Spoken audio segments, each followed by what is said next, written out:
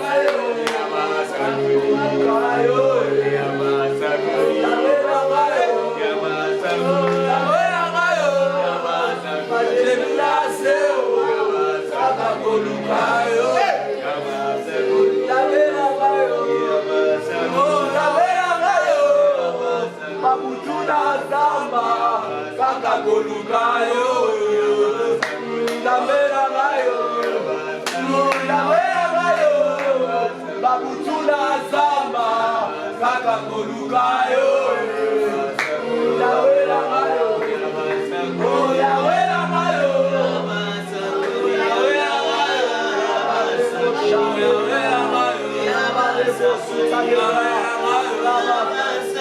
Yawera ngayo Babutuna zamba kaka koluka yo Oh Yawera ngayo Oh Yawera ngayo Bazoluna seo kaka koluka yo Ala superiaba Eh saba Oh Yawera ngayo Balila kiweza kaka koluka yo Ala osopre lia superiado Yawera ngayo Yawera ngayo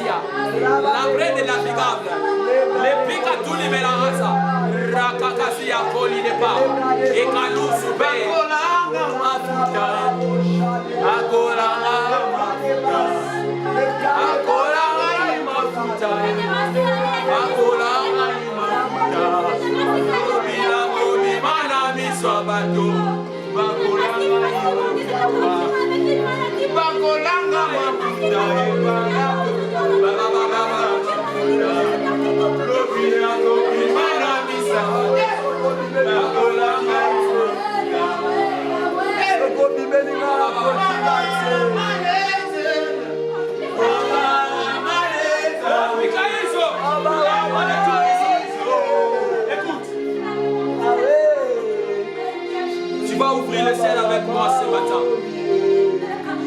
Et là où on nous suit en direct, vous allez ouvrir le ciel. Je suis en train de voir le ciel s'ouvrir. Il y a l'ombre de Tout-Puissant qui traverse de partout où vous êtes. Et puis Caïso.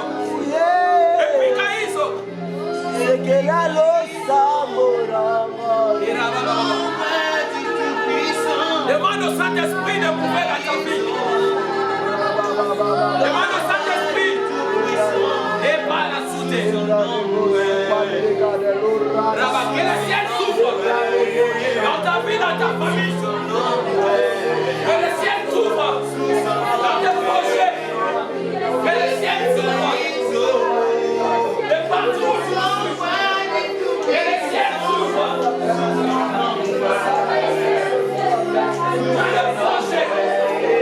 Tu as des projets qui sont en train de prendre, que tu as déjà conçus, mais qui n'ont pas de résolution, qui n'ont pas de solution, qui ne s'accomplissent jamais.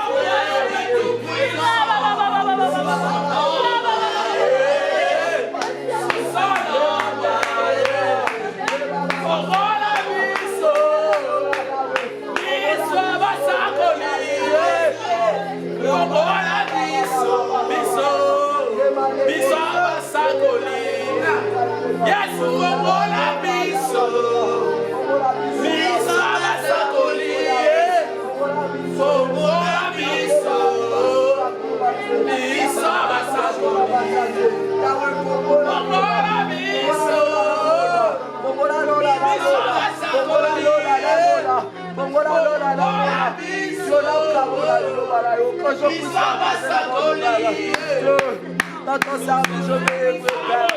Dans ton service, je vais œuvrer, Père. Dans ton service, je vais œuvrer, Père. Dans ton service, je vais œuvrer,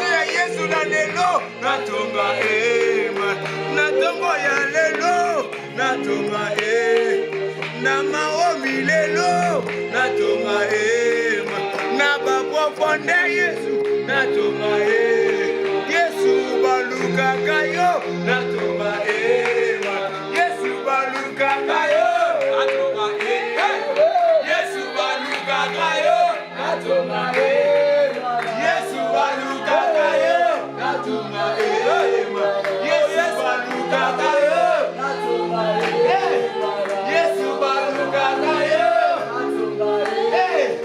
Yesu baluka kayo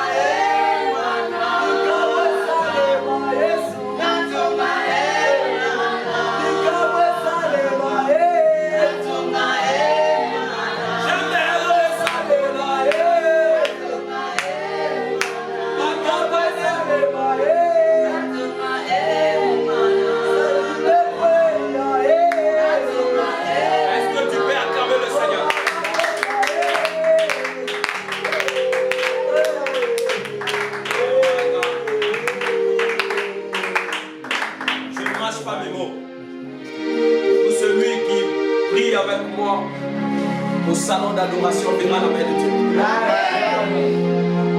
Verra la main de Dieu. Si je suis maçon, que Dieu ne fait rien. Si je suis maçon, que Dieu ne fait rien. Si je suis un professeur d'université, que Dieu ne fasse rien. Ah, si je suis un docteur, que Dieu ne fait rien. Mais si je suis un prophète, que Dieu te fait voir quelque chose. Si je suis un prophète, que Dieu te fait voir quelque chose. Aïe, aïe, aïe, tu m'as pas compris. Tu m'as pas compris. J'étais en train de dire, si je suis un maçon, que Dieu ne fasse rien. Mais si je suis un prophète, que Dieu te donne ce que ton cœur de Dieu. Toi qui me suis, si je suis un homme de Dieu, que le ciel te reste ouvert, que la main de Dieu te localise, que tu vives le Dieu du prophète Paul Moyen, que tu vives le Dieu de mon Père, que tu vives le Dieu de la grande montagne de Ravin. Est-ce que tu peux acclamer le Seigneur?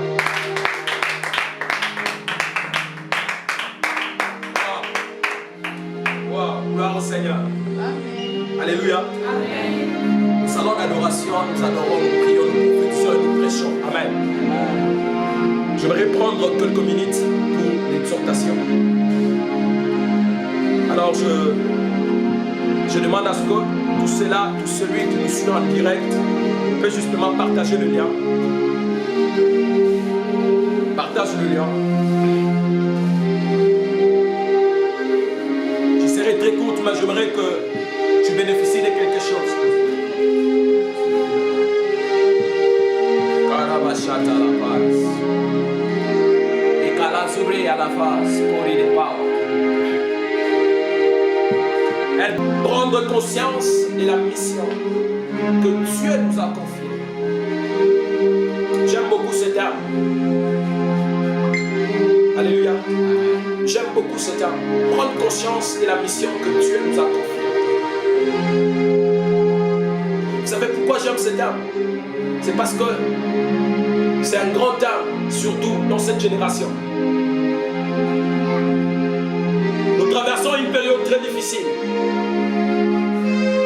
Une génération perverse. Si en réalité, l'Éternel m'a inspiré ce terme, de prendre conscience de la mission qu'il nous a confiée, c'est parce que nous avons remarqué au préalable, le diable injectait un venin d'inconscience au sommet du réveil. D'inconscience dans la vie de ministres, serviteurs, servantes de Dieu. Nous avons remarqué au préalable l'inconscience, le venin du serpent. Sur ce, l'Éternel m'a donné ce terme afin de partager avec vous. Prendre conscience de la mission que Dieu nous a confiée. Bien-aimés dans le Seigneur, beaucoup ont réussi la mission et embrassé l'échec. Vous savez pourquoi? C'est parce que au préalable, au début de les commencements, ils n'ont pas pris conscience ou connaître en réalité c'est quoi la mission. Beaucoup ont cru que c'était une chose facile. Mais avec le temps, lorsqu'ils ont remarqué que ce n'est pas chose facile, nombreux ont abandonné.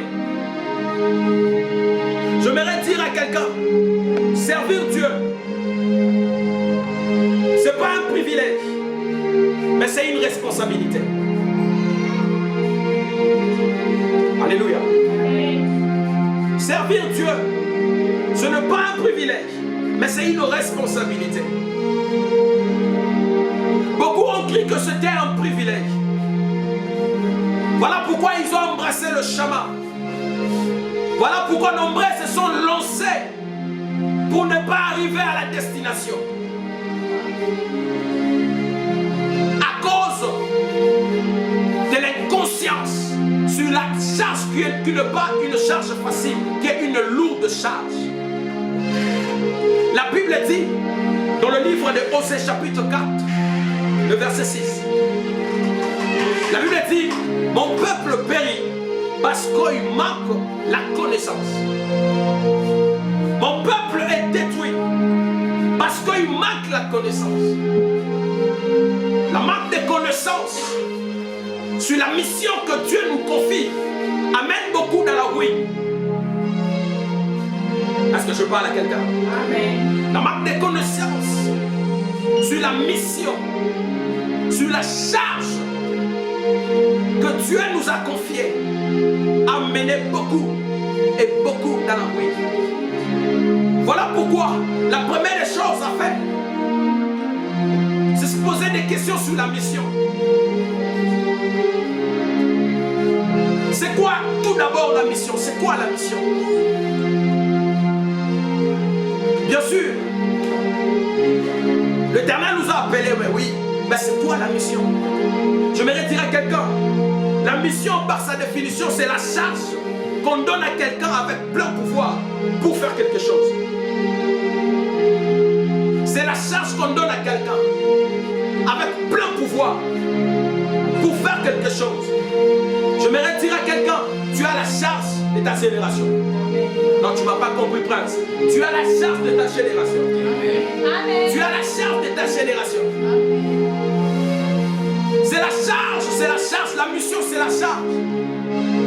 Bien-aimé dans le Seigneur, ce n'est pas chose facile, c'est la charge et c'est une très grande responsabilité que Christ nous a donnée. Alors ne blague pas avec la charge que Dieu t'a donnée. Est-ce que je parle à quelqu'un? Ne blague pas avec la charge que Dieu t'a donnée. L'inconscience dans la mission a amené beaucoup dans l'apostasie. L'apostasie qui veut simplement dire l'abandon de la foi. Alléluia. L'inconscience a amené beaucoup à abandonner dans le chemin. Je vais dire à quelqu'un, tu peux rencontrer des problèmes. Tu peux rencontrer des choses compliquées et difficiles. Tu peux rencontrer des bouleversements. Mais une chose, tu ne peux pas abandonner. Est-ce que je parle à quelqu'un? Tu ne peux pas abandonner. Beaucoup sont tombés dans l'apostasie, l'abandon de la foi. Parce qu'au préalable, ils n'ont pas compris en réalité c'est quoi la mission. Beaucoup blaguent avec cette mission. Beaucoup blaguent avec cette charge. Parce qu'ils n'ont pas vraiment la conscience ou en réalité ils ne savent pas c'est quoi la chose. Est-ce que je parle à quelqu'un? J'aimerais te donner quelques secrets qui vont vraiment beaucoup nous aider tous. Vous aimez servir Dieu, c'est bien. Vous cherchez à évoluer dans les choses de Dieu, c'est bien. Mais vous devez être affermi, avoir le soubassement pour continuer. Il y a des gens qui sont morts dans ça. Il y a des gens qu'on a lapidés dans ces choses. Alors toi ne blague pas avec ça. Alléluia. Ne blague pas. La Bible dit, maudit soit celui qui fait l'œuvre de Dieu avec négligence. Maudit soit celui qui reçoit la mission de Dieu avec négligence. Avec négligence. Beaucoup servent Dieu, mais ils ne servent pas Dieu dans la totalité. Beaucoup Dieu les a appelés, mais ils ne donnent pas de leur temps à l'Éternel. Cela nous attire la malédiction. Cela nous attire des choses terribles. Terribles, je vous dis et je vous rassure.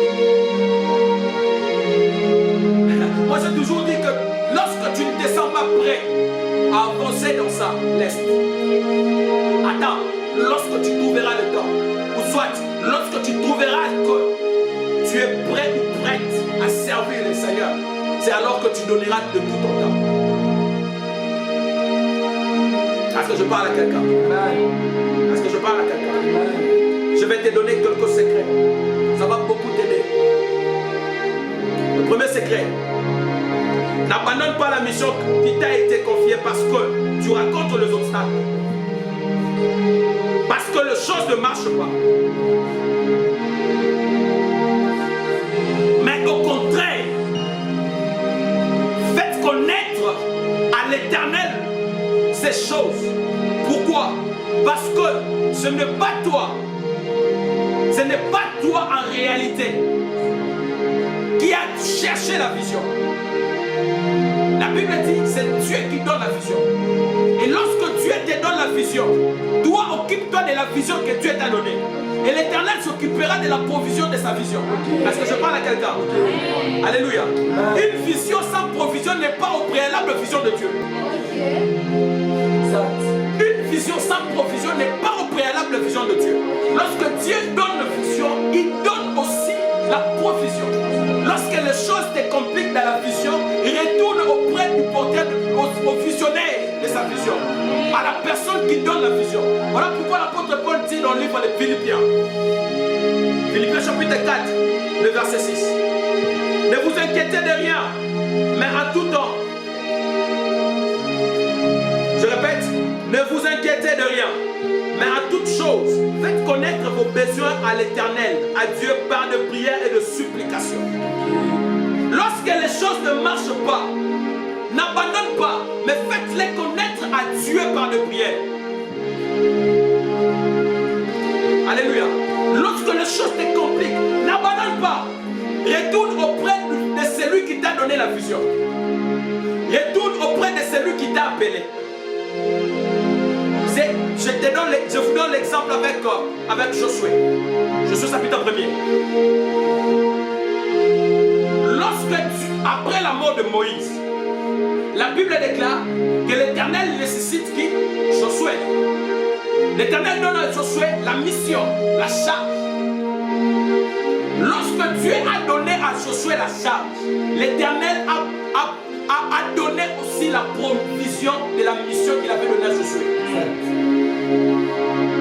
Lorsqu'il appelle Josué, il dit à Josué, après la mort de Moïse, il nécessite Josué, il donne à Josué la mission du peuple d'Israël. Vous allez remarquer lorsque vous descendez, la Bible dit, l'Éternel dit à Josué, tout lien qui foulera le plan de tes pieds, je te le donnerai en possession. C'est la provision du vision. Alléluia. C'est la provision du vision. L'Éternel dit à Josué, nul ne tiendra devant toi. C'est la provision du vision. Lorsque Dieu te donne la vision, il donne aussi la provision. Il provisionne ta vision. Je déclare sur quelqu'un qui aime servir Dieu. Je déclare sur celui qui me suit en direct. Je déclare sur vous qui êtes ici. Que Dieu a provisionné ta vision. N'abandonne pas parce que ça n'a pas marché. N'abandonne pas parce que tu racontes des obstacles. Retourne auprès du Seigneur. Retourne auprès de Dieu. Fais-lui connaître tes besoins. Il provisionnera ta vision. Est-ce que je parle à quelqu'un? Est-ce que tu peux acclamer Jésus? Le deuxième secret. Le deuxième secret. Ne te sous-estime pas. Lorsque Dieu vous confie une mission, car lorsque Dieu choisit quelqu'un pour une charge, il ne tient pas compte de qui que ce soit. Il ne tient pas compte de quoi que ce soit. Alléluia. Je dis à quelqu'un, beaucoup de servants de Dieu, beaucoup de serviteurs de Dieu n'ont pas pu arriver au-dessus de Dieu dans leur vie à cause du sous-estime. Ne te sous-estime pas. Lorsque Dieu choisit quelqu'un, il ne tient pas compte de son rang social. Lorsque Dieu choisit quelqu'un, il ne tient pas compte de sa vie ou de sa famille. Alors, ne te sous-estime pas. Ne te sous-estime pas. C'est l'un des secrets. Le plus important aussi. Beaucoup, à cause du sous-estime, n'ont pas pu arriver, n'ont pas pu faire ce que Dieu leur dit de faire. Alléluia. Ah, je parle à un Gédéon ici. Je parle à un Gédéon. Gédéon, tant que tu vas te sous-estimer, tu resteras serviteur de mendiant. Alléluia. Okay. Le livre de Juges chapitre 6 verset 12 à 16. Vous allez remarquer l'ange de Dieu apparaît à Gédéon. Il appelle Gédéon, voyez héros. Va avec la force que tu as. La Bible dit que Gédéon dit à l'ange. Oh marabasata. Ikalusu brane levas. Ikalusu teke labra. Elasu teke labra. Il est levasuta. Lorsque Dieu t'a choisi, il ne tient pas pas compte de ta tribu. Il ne tient pas compte de là où tu es sorti. Alléluia. Il ne tient pas compte de ça. Gédéon s'est sous-estimé auprès de l'ange de Dieu. L'ange appelle Gédéon, ouais, héros. L'ange parle à Gédéon par rapport à la mission que Dieu a donnée à Gédéon pour Israël. Mais écoute ce que Gédéon dit. Je suis le plus petit de la tribu de Manassé. Gédéon s'est sous-estimé. J'ai dit à quelqu'un, donc tu seras en train de vivre la vie du sous-estimage. Tant que tu seras en train de vivre une vie auquel tu te sous-estimes toi-même, tu n'arriveras pas de là où tu es t'attends. Alléluia. Tu n'arriveras pas. Et tu ne feras pas ce que Dieu veut faire avec toi. L'ange dit à Gédéon, non, voyons héros, va avec la force que tu as. J'ai dit à Gédéon, ne te sous-estime pas. C'est toi qui battras. C'est toi qui feras des choses. C'est toi, c'est toi, c'est toi. Car lorsque Dieu t'a choisi, il ne tient pas compte de ta famille. Il ne tient pas compte de ça. Ne te sous-estime pas. Est-ce qu'on va acclamer Dieu? Ne te sous-estime pas. Ne te sous-estime pas. Troisième de secret. Lorsque Dieu te confie la mission, ne t'en détourne ni à gauche, ni à droite.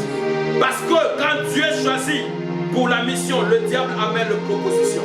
Afin de te détourner de la mission auquel Dieu t'a donné. Alléluia. Alléluia. Lorsque tu reçois la mission de Dieu, ne t'en détourne ni à gauche, ni à droite. Lorsque Dieu confie la mission, le diable ne s'arrête pas. Il vient, il amène des propositions, justement pour te détourner de la mission de Dieu. Est-ce que je parle à quelqu'un? Oui, le diable vient avec vitesse pour te détourner de la mission, de la charge que Dieu t'a donnée. Alors toi, ne te détourne ni à gauche ni à droite. Josué chapitre 1er verset 7. L'Éternel dit à Josué, ne te détourne ni à gauche ni à droite. L'Éternel savait que le diable viendra. Lorsque Dieu t'appelle, l'Éternel sait que tu seras combattu. Mais l'une des choses, l'Éternel te demande la foi et la fermeté. Ne t'en détourne ni à gauche ni à droite. Fixe, regarde vers le Seigneur. Fixe, regarde vers Yahweh qui t'a confié la mission. Beaucoup des hommes de Dieu, beaucoup de servants serviteurs de Dieu sont initiés aujourd'hui.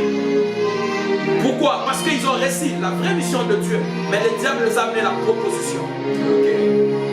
Et beaucoup se sont détournés, ils ont suivi la proposition du diable. Lorsque tu penses vers le diable, tu te détournes vers Dieu. Tu donnes le dos à l'Éternel. Alléluia. Ne te détourne pas.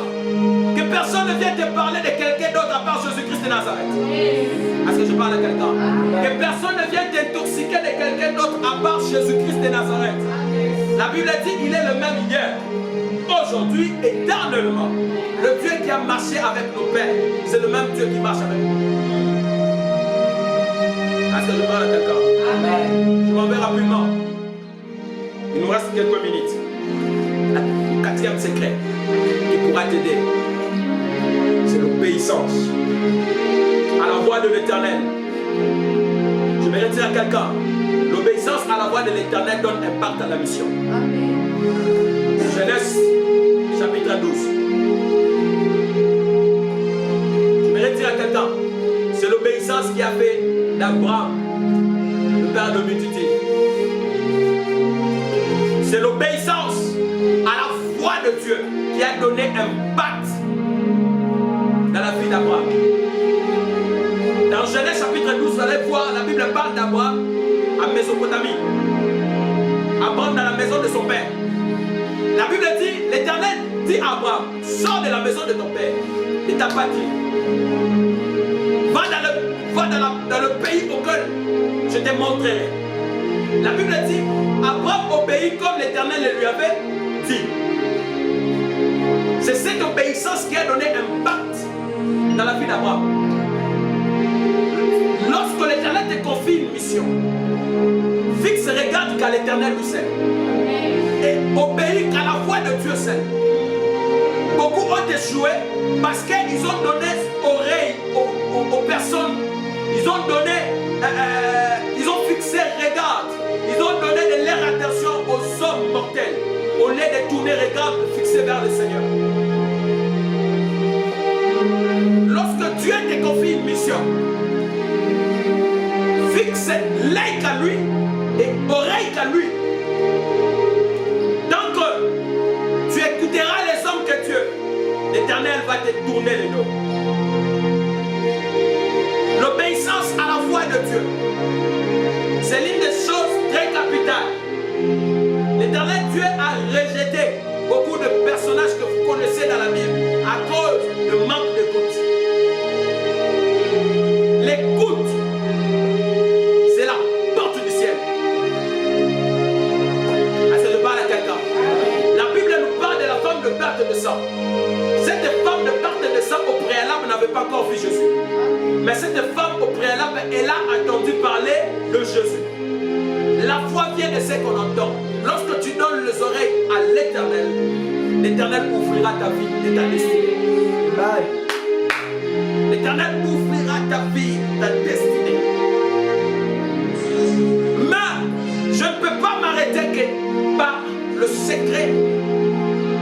Mais j'aimerais aussi t'expliquer, te dire quelques virus qui tuent la mission. Alléluia. Je vais les parler rapidement. Quelques virus. Je vais parler des 4 virus rapidement. On va finir. On va prier. Le premier virus qui tue la mission, c'est la cupidité.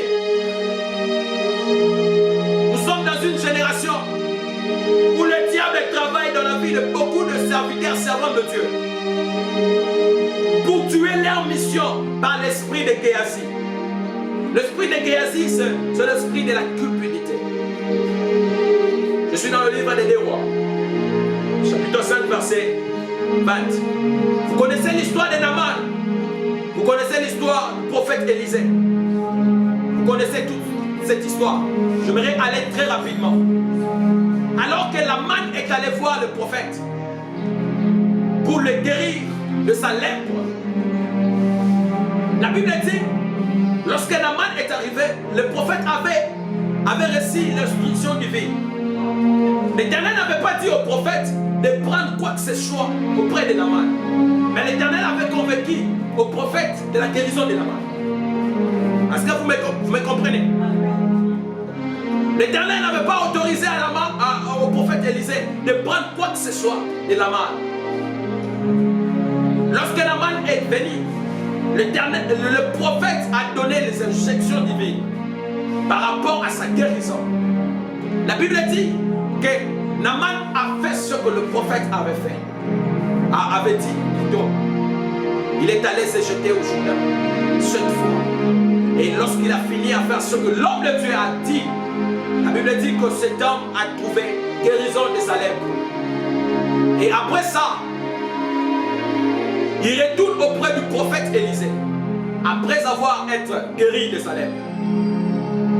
La Bible dit, il propose, il donne à l'homme de Dieu le bien qu'il avait apporté. L'homme de Dieu n'avait pas reçu au préalable l'instruction de prendre ses biens. L'homme de Dieu n'a pas voulu. Le prophète a dit à Naaman, non, garde-tes bien. Garde-tes bien. Lorsque Naaman est parti, le prophète Élisée, il avait son serviteur qui était Géasi. C'était quelqu'un. L'esprit de Géasi, c'est un mauvais esprit. Géasi, tourmenté par l'esprit de la cupidité, il a appris que le prophète n'a pas voulu prendre ce que Naaman a apporté. Géasi s'est détourné au dos du prophète. Il est allé chercher, il a suivi en route Naaman pour prendre le bien au nom du prophète. Comme Naaman était guéri, pouvait pas résister, il a donné. Et alors que Géasi retournait, il rencontre le prophète Élisée. Le prophète lui pose la question, d'où viens-tu? Il a essayé de mâcher le mot pour mentir au prophète. Comme l'esprit de prophète est soumis au prophète, comme l'esprit de prophète est toujours en mouvement, le prophète dit à Géasi, lorsque tu étais avec Naaman, mon esprit était présent. Alléluia. Au même jour, la lèpre qui était à Naaman, cette lèpre a attaché le serviteur de Dieu Géasi. J'aimerais dire à quelqu'un, l'esprit de Géasi te fera attacher à la lèpre de Naaman. Oh, on n'avait pas compris. Alléluia. Tu n'as pas compris, prince. L'esprit de Géasi, qui est l'esprit de la cupidité, te fera attacher à la lèpre de Naaman. Te fera attacher à la lèpre de Naaman, l'esprit de la cupidité.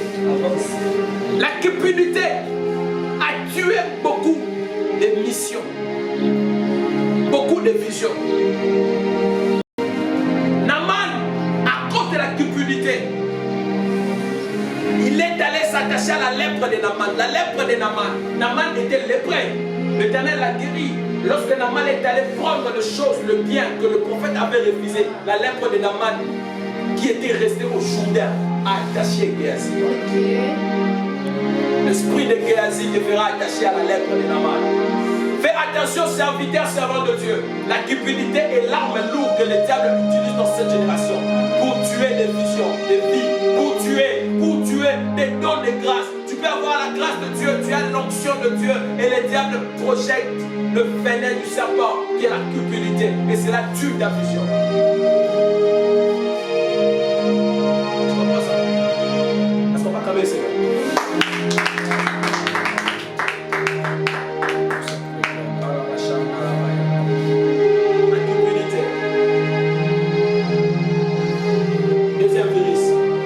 C'est quoi? C'est l'orgueil.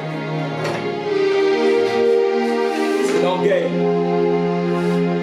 L'un de virus que le diable utilise surtout dans cette génération pour tuer beaucoup de visions et de missions. Si tu n'es pas revêtu de l'humilité, laisse-moi te dire, tu seras revêtu de l'orgueil. Tu es revêtu de l'orgueil. C'est la marche de paix. Alléluia. L'orgueil tue la mission que Dieu nous confie. L'un de l'armes lourdes du diable dans cette génération pour tuer beaucoup d'enfants de Dieu. La Bible dit dans le livre de Jacques chapitre 4, le verset 6. Je lis. Dieu s'oppose aux orgueilleux, mais il accorde sa grâce aux humbles. Bien-aimé dans le Seigneur, tu peux être opposant de quelqu'un qui est ton ami, ça peut passer. Mais lorsque tu es opposant de Dieu, Dieu s'oppose à toi. Et lorsque Dieu s'oppose aux orgueilleux, la Bible dit que Dieu résiste aux orgueilleux. Tu es quelqu'un qui prie, le diable voit que l'Éternel t'amènera loin, il t'injecte l'orgueil. Pourquoi? Pour que l'Éternel résiste à toi. Voilà comment est-ce que le diable est malin. Très malin. La Bible dit que Dieu résiste aux orgueils. Vous savez pourquoi le diable a été précipité sur terre? Vous savez pourquoi, prince? Vous savez pourquoi? C'est à cause de l'orgueil. C'est à cause de l'orgueil. C'est à cause de l'orgueil que le diable a été précipité. Pourquoi? Parce qu'à chaque fois, il se voyait au trône de Dieu. Il se disait des choses du sommet. C'est l'orgueil qui lui a fait chuter. Le diable voit. Le diable a la capacité de voir que tu seras un grand. Le diable a la capacité de voir que la sœur Ursule sera une très grande dame. Le diable a la capacité de voir que la sœur Rosie sera une très grande dame. Alléluia. Le diable a la capacité de voir ça. Et lorsqu'il voit, il injecte le venin qui est l'orgueil. Pourquoi? Pour que Dieu résiste même à ta destinée.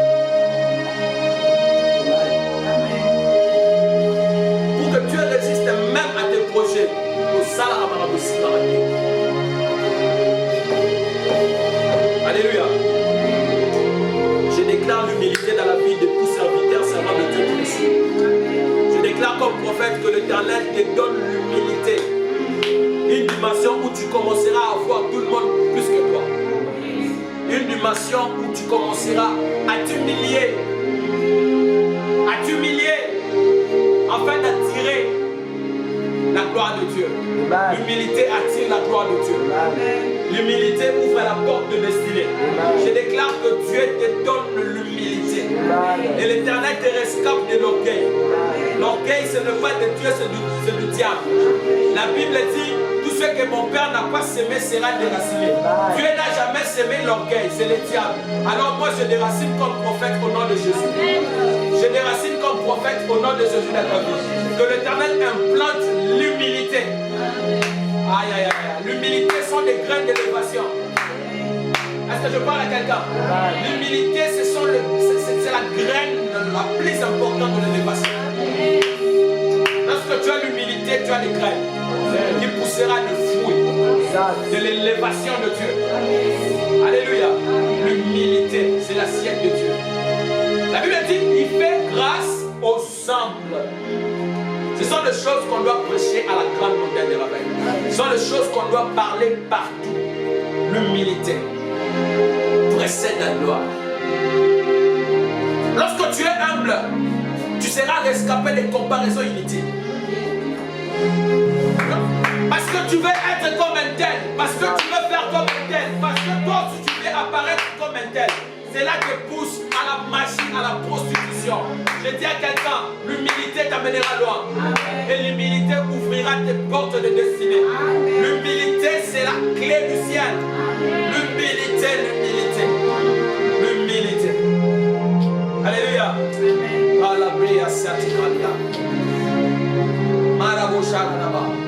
Ainsi me parle le Seigneur. L'Éternel sera en train de lever une génération. Mais une génération de gens humbles. Je suis en train de voir comme de petits enfants mais grandir vite. Dieu me dit qu'il sera en train de faire grandir beaucoup en vitesse. Ainsi me parle le Seigneur. L'Éternel sera en train de lever une génération qui amènera la gloire de Dieu dans l'église. Une génération qui apportera la gloire de Dieu dans l'église. Une génération qui amènera le réveil. Je prophétise sur le réveil.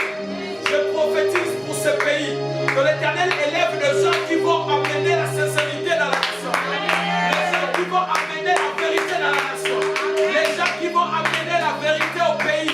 Les gens qui vont amener le chant au Marabakasité. La pride et les gaz. Les gens qui seront comme canal d'évangélisation. Canal d'évangélisation. Oh Rabagaza. L'Éternel Dieu me dit ceci. Tu seras en train de lever une génération au jour qui vient. Une génération de chaînes. Mais ces chaînes apporteront la vérité et réveil dans l'église. Je suis en train de voir l'image de petits enfants qui prêchent. Ils prêchent la vérité. Je vois des très grandes personnes agenouillées. Je me retrouve dans cette vision. Je suis en train de voir ça. Je vois les petits enfants en train de prêcher. Mais je suis en train de voir de grandes personnes comme de papa, de maman, s'agenouiller. L'Éternel Dieu me dit, nous allons vivre ces choses à très bientôt. Je suis en train de voir un vent. Mais ce vent-là, c'est un vent de la repentance. Un vent de la repentance. Je suis en train de voir beaucoup de gens qui ont touché à la magie revenir auprès du Seigneur. C'est repenti. Je vois les gens amenés comme des gris-gris, jetés comme dans l'église. Au jour qui vient, il y aura beaucoup de choses. Beaucoup et beaucoup de choses. Troisième virus, avant de conclure.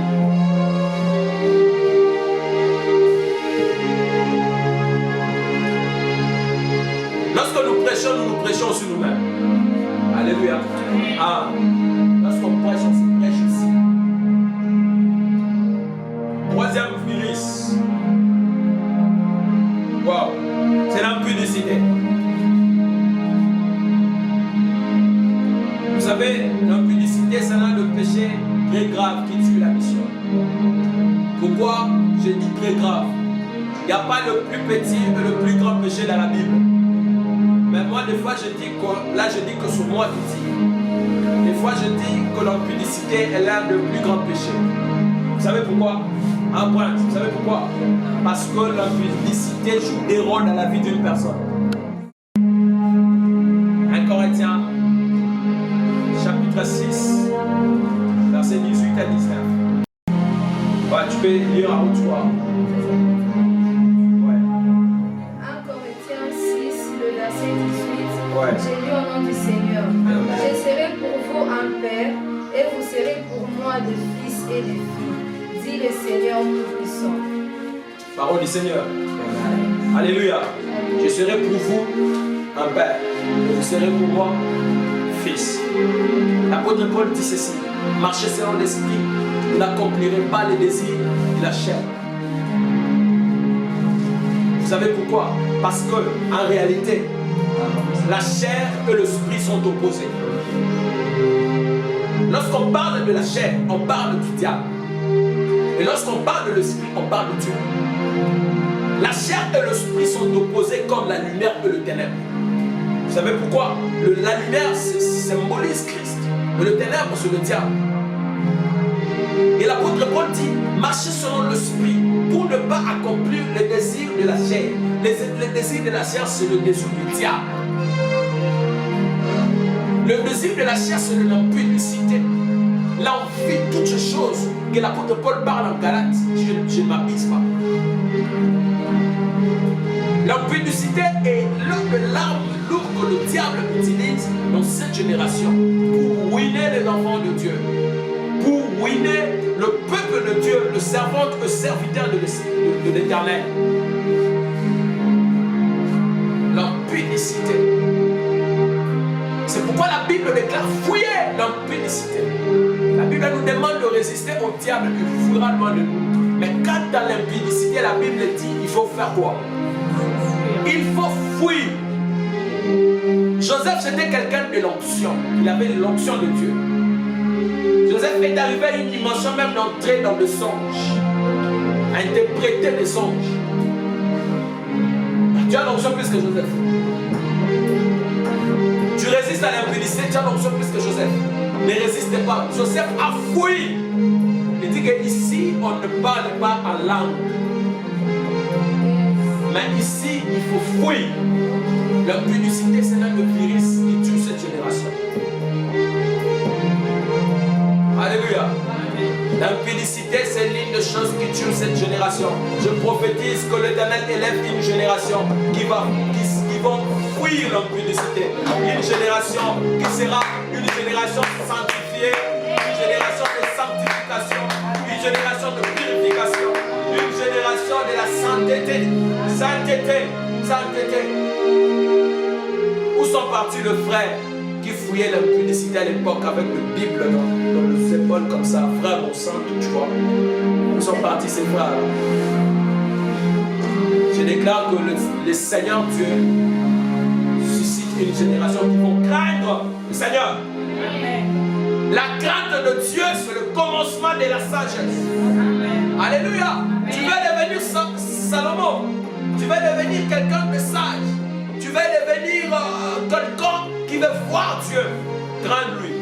La crainte de Dieu, c'est le commencement de la sagesse. Tu veux devenir sage. Crains Dieu. Le commencement de la sagesse. Grand Dieu. Je prie que l'Éternel nous aide à nous craindre sincèrement.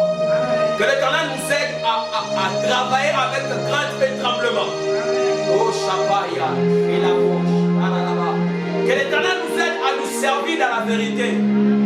Que l'Éternel nous aide à rester ferme jusqu'au bout. Même si tout le monde fléchira devant Baal et que nous ne fléchissons pas. Pour l'instant, tu ne fléchiras jamais devant Baal. Amen. Tu ne fléchiras jamais. Tu ne fléchiras jamais devant Baal. Tu ne fléchiras jamais. Même si tout le monde va se prosterner. Mais je déclare que toi, tu sois une génération de Shadrach, Meshach, Abednego. Oh, Rabbalayama.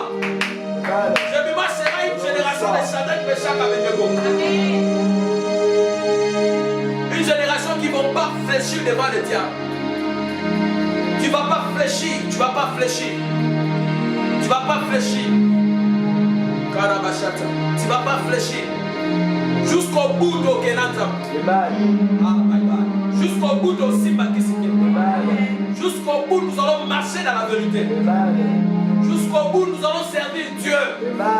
Jusqu'au bout, nous irons dormir dans les montagnes. Il faut fuir l'empudicité, le péché. Vous savez pourquoi? La Bible dit ceci. Dans le livre de Romains chapitre 3, le verset 23.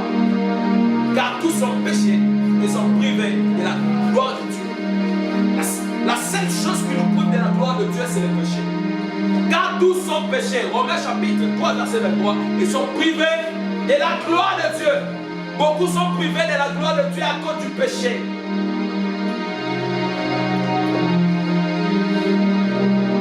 Alléluia. Amen.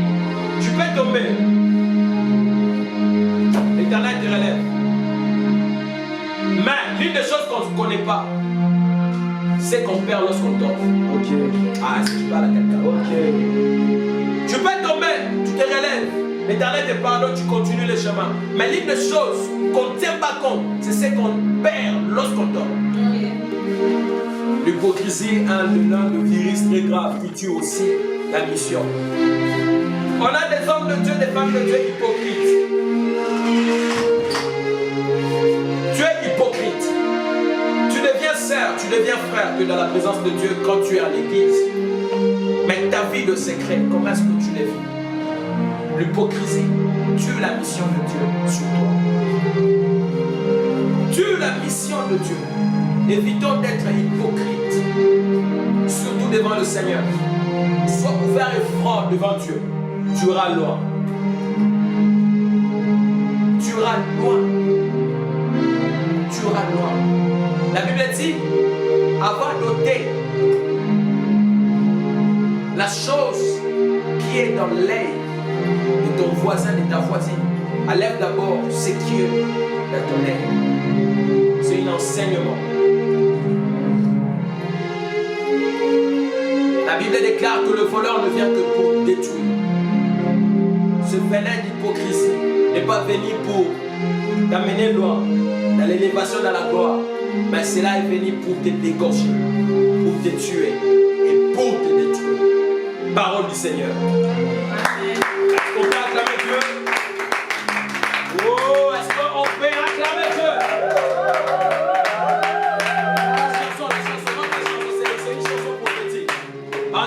Est-ce qu'on va acclamer Dieu? Est-ce qu'on va acclamer Dieu? C'est une chanson que l'Éternel nous a inspirée ici. C'est dans l'adoration. Je ne sais pas si vous avez oublié cette chanson. Est-ce que tu peux acclamer Dieu?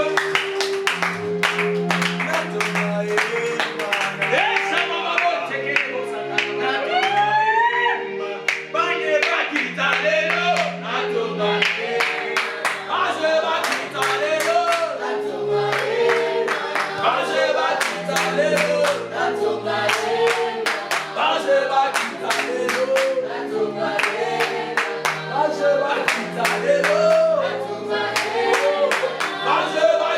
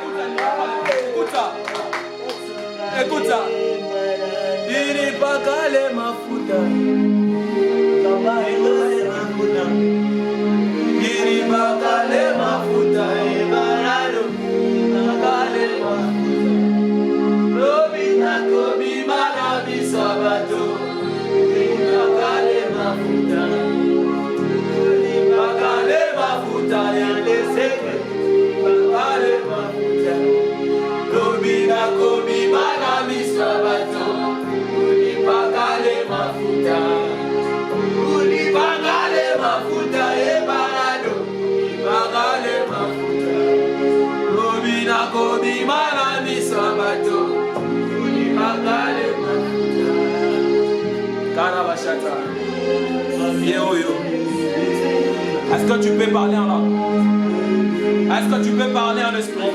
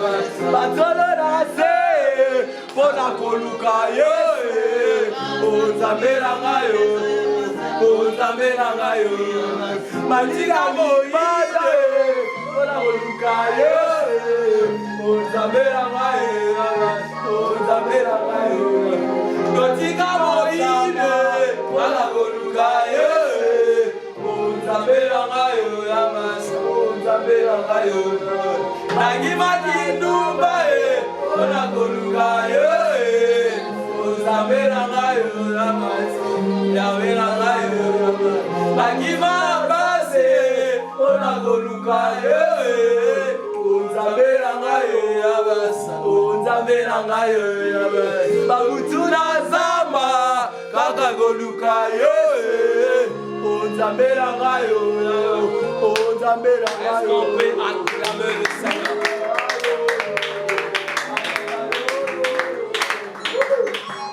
Alléluia. Est-ce qu'on peut prendre place?